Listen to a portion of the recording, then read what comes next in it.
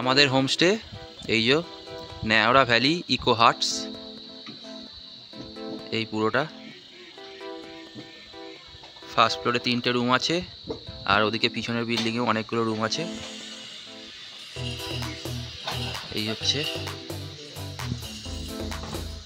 এই রাস্তা দিয়ে আমরা এলাম।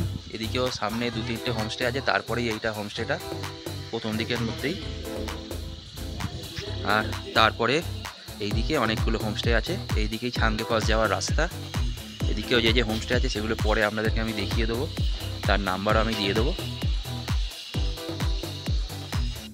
এখানে একটা খুব সুন্দর ব্যালকনি আছে, ব্যালকনি থেকে পুরো এখানে ওপেন ভিউ আছে, একদম পুরো কাঞ্চনজঙ্ঘা দেখা যায় যদি ওয়েদার ভালো থাকে। আর ব্যালকনি থেকে এদিকে একটা ডবল বেডরুম আছে, আর এখানে আরেকটা ডবল বেডরুম আছে। মোটামুটি ঘরগুলো সবই উডেন।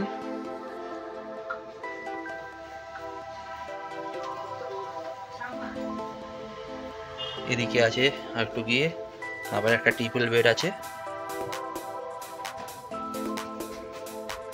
এই একটা ট্রিপল বেডরুম, যেটার নাম হোয়াইট ওয়াক টেল বলে দিয়েছে এটার নাম।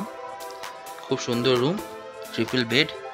এদিকে একটা বেড সিঙ্গেল, এদিকে একটা চেয়ার আছে, আর এদিকে একটা ডবল বেড আছে। এদিকে একটা চেয়ার, এদিকে একটা টেবিল দেওয়া আছে,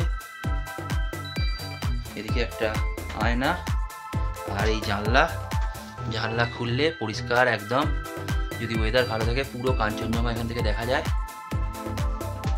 ঘরটা পুরো উডেন, লাইটও আছে মোটামুটি 2টো।